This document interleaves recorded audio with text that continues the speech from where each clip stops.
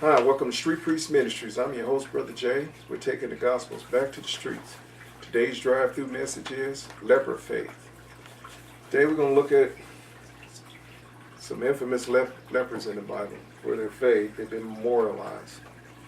And we're going to start, I'm old school, the Oxford Dictionary. We're going to first understand what a leper is, what the leprosy disease is. We don't have that issue in our day, but back in that day, that disease was a pariah, like AIDS is to us today.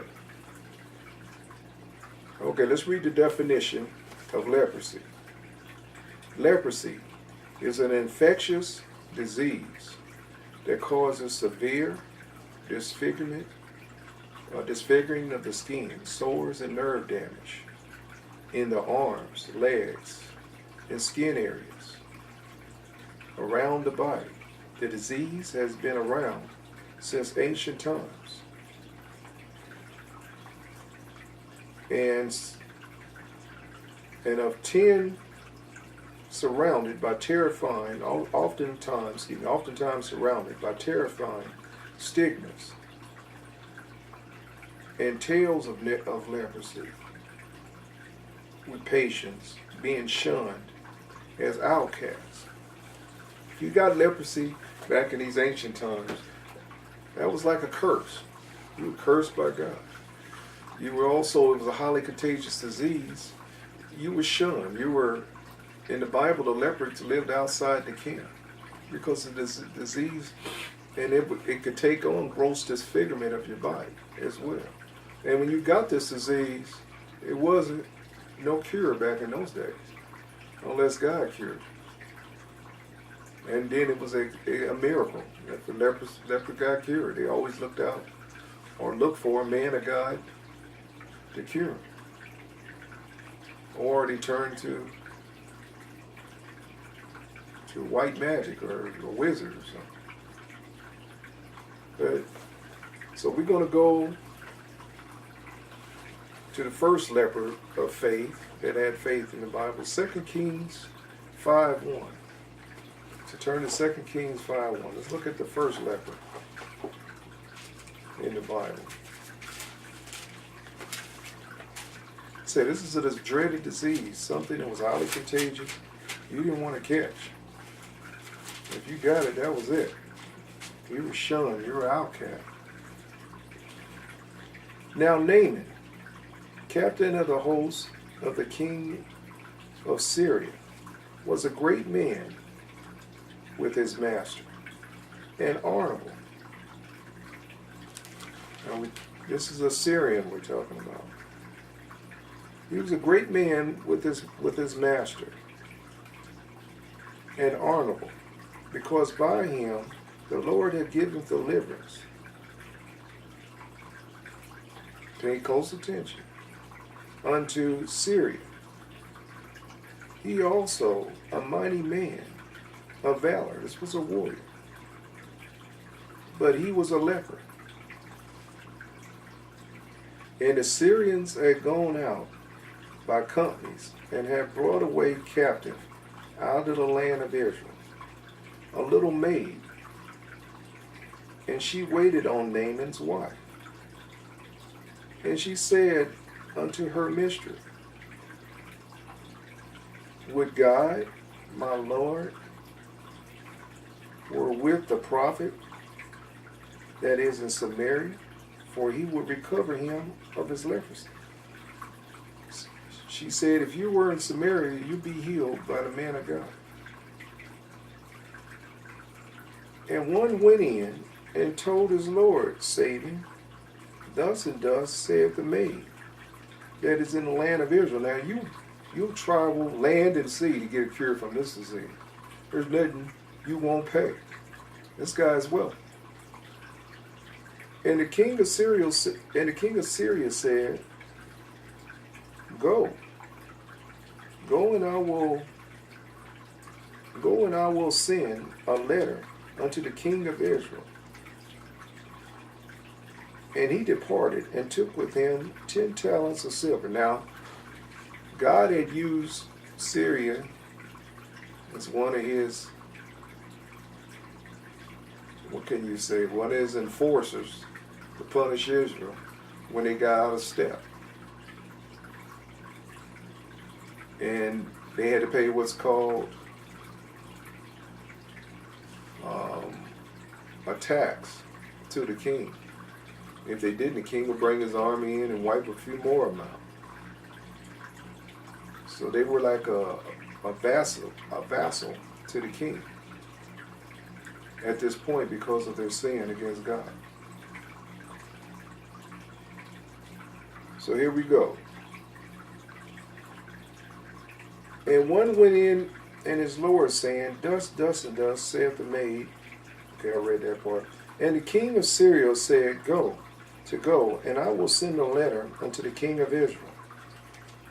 And he departed and took with him 10 talents of silver and 6,000 pieces of gold. Well, that's a lot of money even in this day.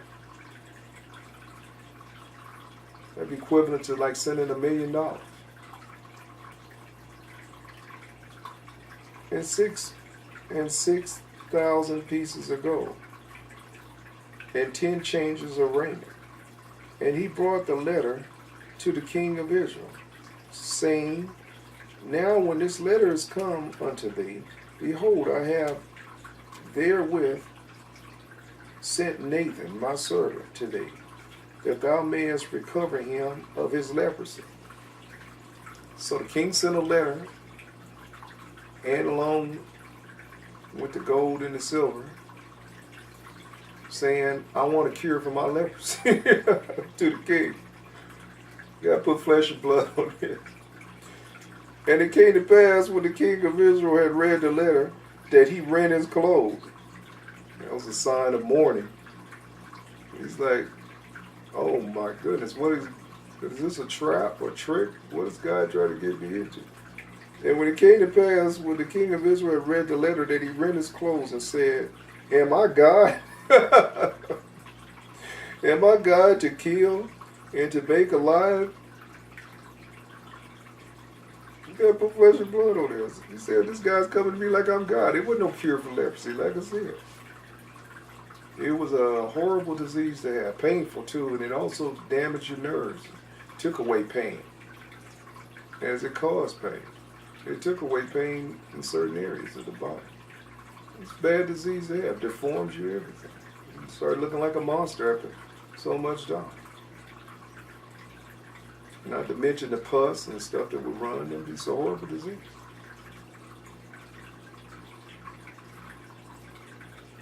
Am I God to kill, to make alive, that this man does send unto me to recover a man of his leprosy? Wherefore consider, I pray you, see how he seeketh a quarrel against me. He says he's trying to start a fight. He wanted an excuse to come and bring his army down and wipe us out some more. And it was so, when Elijah, the man of God, had heard that the king of Israel had rent his clothes, that he sent to the king, saying, Wherefore hast thou rent thy clothes? Now how would Elijah know? He's the man of God, that's why. Elisha. Wherefore hast thou rent thy clothes? Let him come to me, and he will know that there is a prophet in Israel. So Elisha said, Send him to me. Now, he's a man of God that can cure your lepers. So Naaman came with his horses and with his chariot, and stood at the door of the house of Elisha. Now this is a rich, prominent man in his kingdom. Look how Elisha treats him. And Elisha sent a messenger unto him, saying, Go and wash in the Jordan 7 times. He wanted a personal audience with the prophet. Elijah wouldn't even meet. Told him what to do. See, a man of God ain't impressed. A true man of God ain't impressed by your stature in his word. God has captured his audience. Elisha was a man of God. He was impressed by God. He was impressed by no man on this planet. And this is a very prominent, important man. and rich and wealthy at that. And Elisha sent a messenger unto him, saying, Go and wash in the Jordan 7 times, and thy flesh shall come again to thee. You'll be healed. Go wash. A simple instruction. Didn't make much sense in the natural. See, that's how God's word is. God's prophet, God's man tell you to do something, may not make sense in the natural. Like Joshua told him, you want to defeat your enemies, march and keep your mouth shut. And go 7 times around Jericho. And the walls will come tumbling down. Didn't make no sense in the natural at all. Simple obedience to God's prophet, God's man is teaching you God's word, even though it may not make sense in the natural. Just simple obedient faith can get you what you're asking for from God. That's what we learn in here. That's why this is titled Leper Faith. Simple obedient faith. Didn't make no sense to Naaman. And Naaman came with his horses and with his chariot and stood at the door of the house of Elisha. And Elisha sent a messenger unto him, saying, Go and wash thyself in the Jordan 7 times, and thy flesh shall come again to thee, and thou shalt be clean. But Naaman was wroth. He's pissed off. He said, I ain't nothing to rich and wealthy. I've been around. I've been around zillionaires and all that stuff in my life, in my past life, some of the professions I had to do. And believe me, they get an attitude when you don't recognize their big fat egos for who they are. They're prominent positions in life. And God just made me a natural. And being a wrecking ball of egos, I've just been that way all my life. Pretty much. I have no respect for persons. I don't care what your social status is. God has always made me that way. I've always been more or less a judge of heart and attitude, more social position in life. That don't impress me. I've been around some real rich a-holes that couldn't get the time of day from me. And some was in working positions, and they wanted to test me to see how far I go. And I passed the test every time. I told them to go take their money and stuff. I don't have a price tag hanging out my ass. I've been that way all my life. Can't be bought. And neither could Elijah. And Elijah sent a messenger unto him, saying, Go, wash in the Jordan 7 times, and thy flesh shall come again to thee, and thou shalt be made clean. But Naaman was wroth, and went away, and said, Behold, I thought he would surely come out to me and stand and call upon the name of the Lord. See, everybody got an image of what a man of God's supposed to be. And God makes sure the man of God breaks that mold when he calls a man every time. Make sure he goes against the grain. The man of God answers to God. He don't answer to me. He does what God tells him to do, not what man figures in a figment of his imagination what a man of God should look like, walk like, talk like. Being a true man of God. He's a servant of the people. And Elisha showed him. He took a lot of air out that big fat ego. But he's the one with the leprosy, not Elisha. So who needs who? He will surely come out to me and stand. This is presumption. Get my teaching on presumption. Presumption God hates is the name of the video. He will surely come out to me and stand and call on the name of the Lord, his God, and strike his hand over the place and recover the leprosy. This is what he envisioned. This was his come to Jesus moment of what a prophet of God should do.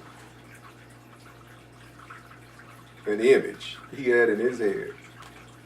And Elijah broke the bowl of his image. Are not thy Abana and Pharpar rivers of Damascus? Now he gonna say, look, we got some royal rivers where I come from. He's from Damascus, Syria. He said, we got some royal rivers. Why didn't you tell me to go to my rivers and to come to this water hole Jordan of yours with animals are crapping in?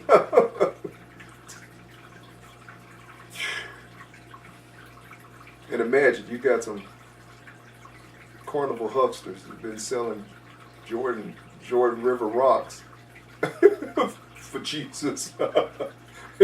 People knew what the animals did in that river, them rocks. And they could make them holy.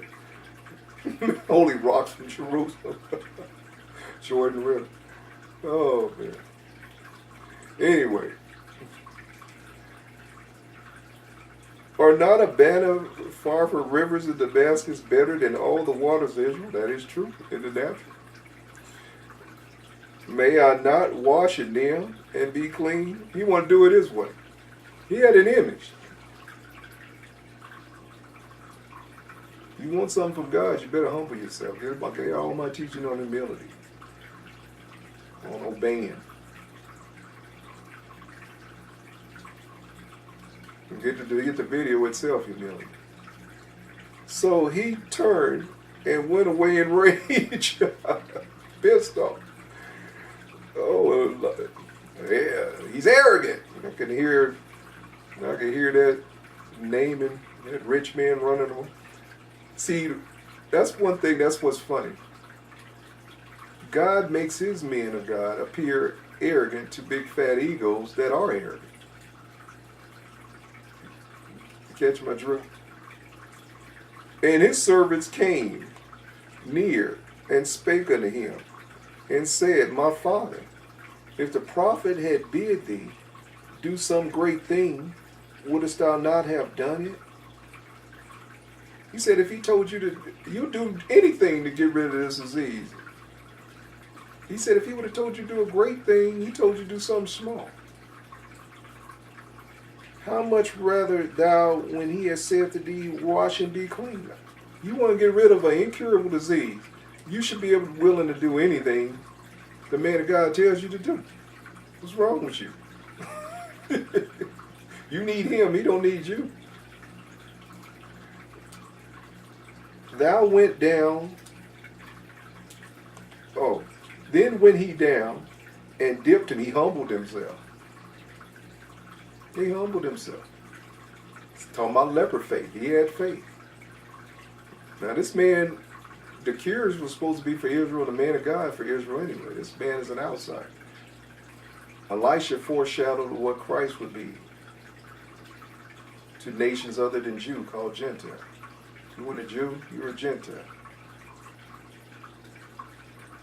And the prophets and the gifts was for the Jews. But the Jews rejected Christ, and God opened the door for the Gentile age, which is us.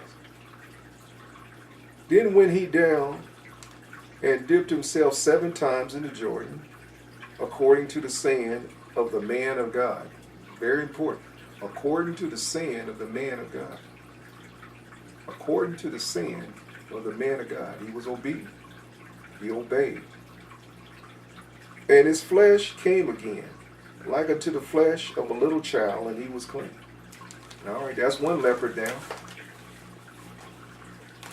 So we just read about this leper's faith that humbled himself, came down from his high and mighty throne,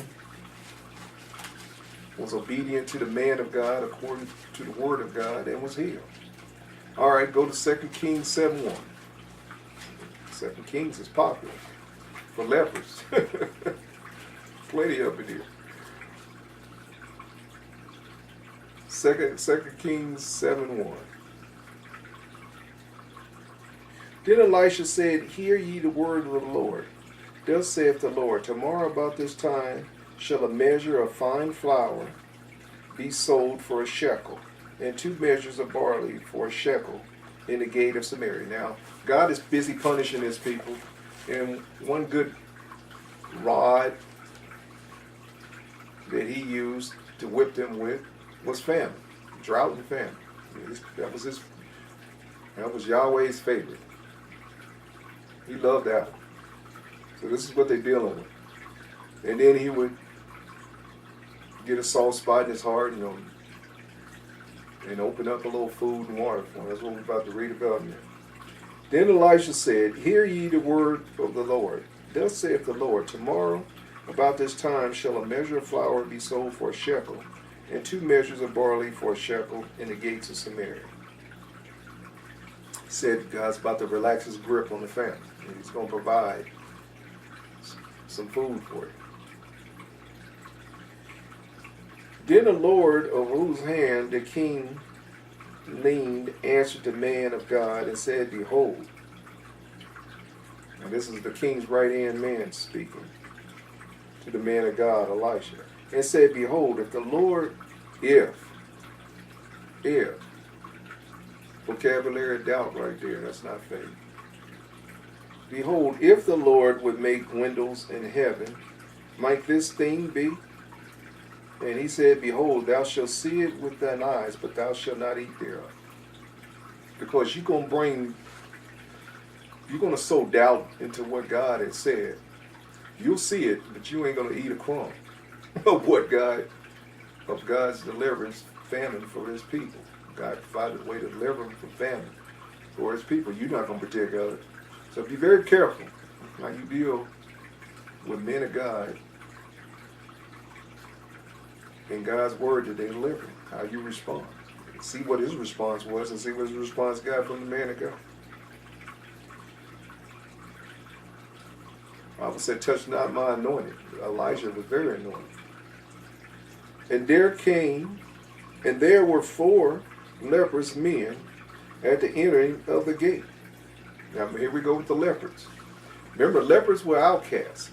You were considered cursed of God to have this disease. You were shunned by society. It was mental as well as a physical ailment. It made you feel alienated. And usually lepers hung together. They were kind of forced to deal with one another because they were all outcasts. Now, leprosy is a type of sin in the Bible. It always symbolizes sin. Keep that in mind. We're lepers in the spiritual. Alienated from God. We were walked away because of our sin. And there were 4 lepers, men entering in of the gate. And they said one another, Why we sit here until we die? It's famine in the land. So we're going to sit here and just starve to death? What difference does it make where we die? We might as well get out of here and try to find some food. If we say we will enter into the city, then the famine is in the city, and we shall die there. And if we sit here, we shall die. Now, the Syrians had them surrounded, and they had them camped, and that's how the enemy would do sometimes. They just starve you out. They just camp. Why waste their men dying? If you come out, it's just war. If you just sit and hide in your city, then you just die in your city of starvation. So they encamped the enemy around the city and let them starve.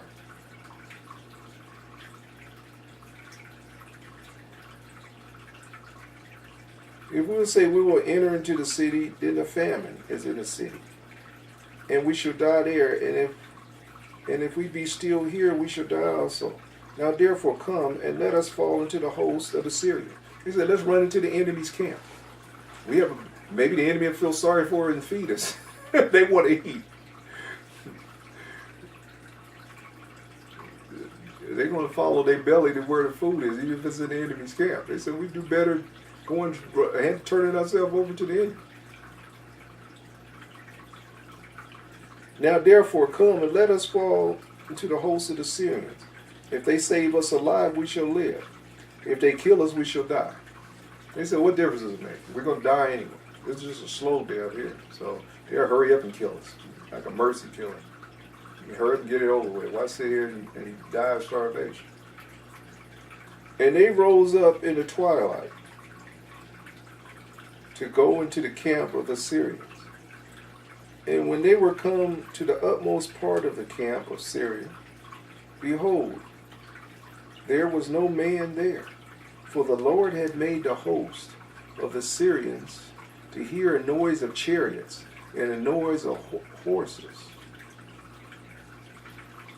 God had created this illusion that there was a large army coming to wipe them out. A large host of chariots and a large host of horses, even the horses of a great host. God made it appear like a large host of people would come in the army to wipe them out and see what they do. And they said one to another, Lo, the king of Assyria hath hired against us kings of the Hittites and the kings of the Egyptians. They thought it was an alliance of two different nations that were mighty back then. So you could contract the nation if you had the money and the wealth, to hire them as mercenaries to go kill your enemies. So that's what they thought. Against us the king of Hittites and the kings of the Egyptians to come upon us. Wherefore they arose and fled. They ran for their lives in the twilight, and left their tents and their horses and their asses, even the camp as it was, and fled for their life. They left everything. And when these lepers came to the outmost part of the camp, the utmost part of the camp, they went in one tent and did eat and drink. It's leper faith. They took action. Just like we just read earlier about Naaman the Syrian. He took action. Most of these stories revolve around Syria. He took action. Action, that's faith. Action based upon belief, sustained in confidence in God's word. What God calls faith in his life. These men didn't sit around in rocking chairs, hammocks, lawn chairs. They took action. And God rewarded them.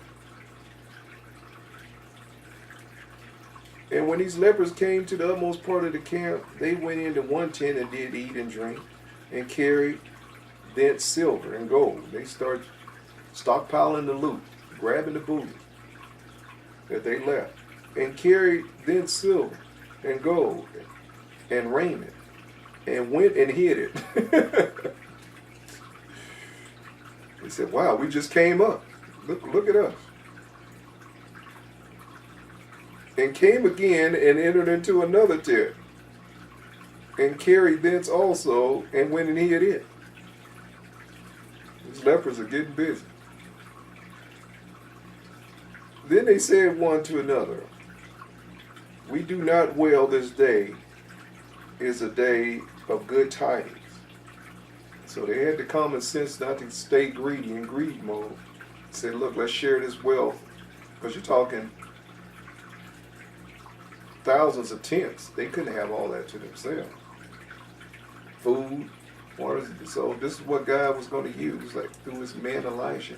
He told them that God was going to take care of the family through these hosts of Assyrians that abandoned their tents. Elijah didn't tell them how. He just said God was going to do it. God used these lepers. He used leper faith to seek out what God had intended to bless his people with, which was in these tents of the Assyrians. Then they went one to another. We do not well this day of good tidings, and we hold our peace. We won't be blessed if we try to hog this all to ourselves. It's impossible. If we tarry till morning light, then some mischief will come upon us. Now therefore come, that we may go and tell the king's household. So they came and called unto the porter of the city. And they told them, saying, we came to the camp of the Syrians, and behold, there was no man there, neither voice of man, but horses tied and asses tied. He said it was an abandoned camp. And the tents as they were. And he called the porters, and they told it to the king's house within. So now they're letting the king know. Remember what Elisha had said. And the king arose in the night and said unto his servants, I will now show you what the Syrians have done to us. They know that we be hungry, therefore are they gone out. He said it's a trap. He said the Syrians know we're starving here. We're being starved. And so they are setting a trap. They act like they are abandoning everything. So when we go to grab the loot, they're going to clamp down on us. And the king arose at night and said unto his servants, I will now show you what the Syrians have done to us. They know that we be hungry, therefore are they gone out of the camp to hide themselves in the field, saying, when they come out of the city, we shall catch them alive and get into the city. And one of the servants answered and said, let some take, I pray thee, 5 of the horses that remain, which are left in the city.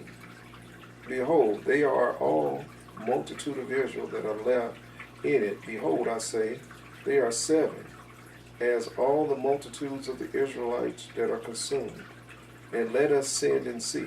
They took therefore 2 chariot horses, and the king sent after the host of the Syrians, saying, go and see. And they sent after them unto Jordan. He sent some messengers. And they went after them into the Jordan, and lo, all the way was full of garments and vessels, which the Syrians had cast away. So they left a trail of their clothing while they were fleeing. As they left in haste, they you know how you grab as much as you can, but when you're on the run, you get tired and you start throwing things away. That's what they did. And the messengers returned and